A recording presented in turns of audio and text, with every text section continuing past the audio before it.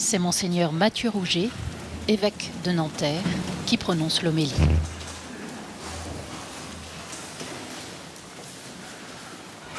Ah, si le Seigneur pouvait faire de tout son peuple un peuple de prophètes. Frères et sœurs, nous le croyons, ce cri, cet espoir, cette prière de Moïse sont pleinement accomplis dans le Christ. Car le jour de notre baptême, il a été proclamé « Désormais tu fais partie du corps du Christ et tu participes à sa dignité de prêtre, de prophète et de roi. » Par la grâce de Dieu, nous sommes tous prophètes, c'est-à-dire capables non pas de deviner l'avenir, comme le funeste devin d'Astérix, mais d'accueillir et de partager la parole de Dieu, qui éclaire par la profondeur le sens de l'aventure humaine. Encore faut-il que nous vivions de ce don prophétique. C'est ce qui est en jeu dans la vie consacrée, dans la synodalité et dans l'évangélisation. Prophétiser, c'est parfois parler, mais c'est toujours vivre. Voilà ce dont témoigne la vie consacrée, celle de nos sœurs de saint Thomas de Villeneuve en particulier. Dans cette chapelle viennent aussi des fidèles tous les mois invoquer Marie, la femme consacrée par excellence, pour toutes les vocations, pour qu'en notre temps, des hommes et des femmes, en réponse à l'appel de l'Esprit, acceptent de tout quitter pour rendre un témoignage prophétique à l'amour du Christ. Lui qui a quitté son Père pour nous rejoindre par son incarnation, lui qui s'est donné totalement jusqu'au bout pour nous sauver par sa mort et sa résurrection. Lorsqu'il est authentique, lorsqu'il n'est abîmé ni par les mythes, ni par la rouille dont nous parle la deuxième lecture, ni par les scandales évoqués et dénoncés par l'Évangile, le témoignage de la vie consacrée constitue une véritable prophétie.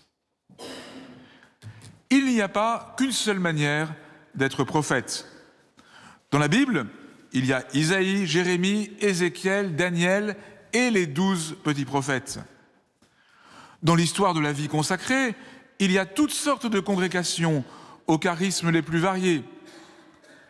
Dans la vie de l'Église en général, il y a une diversité de missions, d'appels et d'états de vie. Notre marche commune, notre synodalité, ne cesse de s'enrichir de cette diversité, à condition qu'elle soit vraiment enracinée dans le Seigneur et tournée vers la mission.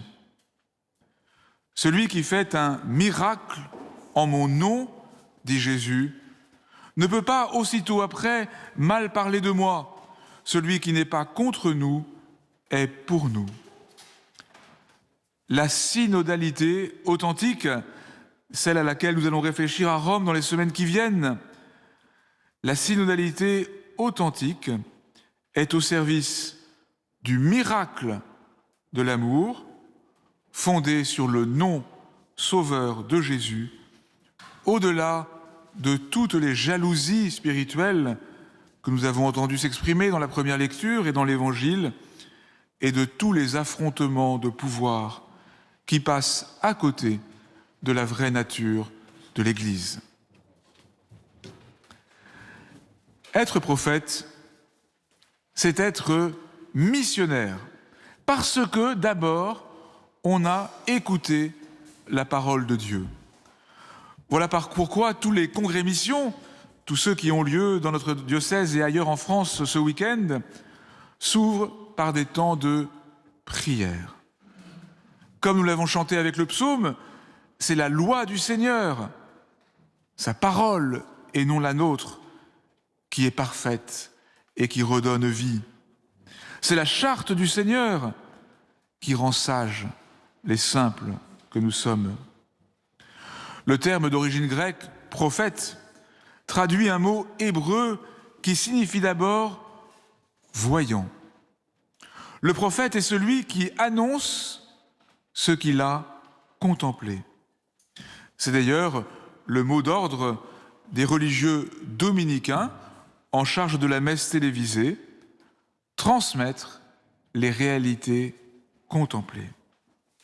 Les véritables prophètes ne sont pas des leaders solitaires, sûrs de leurs intuitions individuelles, mais des hommes et des femmes de prière, qui fondent dans l'écoute fraternelle de la parole de Dieu la force d'un témoignage à la fois personnel et communautaire, respectueux et audacieux.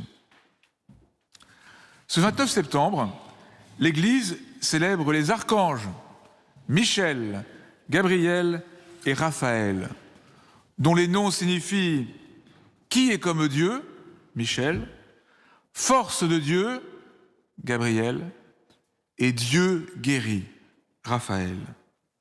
Il y a une ressemblance entre les anges, les messagers de Dieu, et les prophètes, qui, les uns et les autres, contemplent la beauté de Dieu pour devenir ses messagers.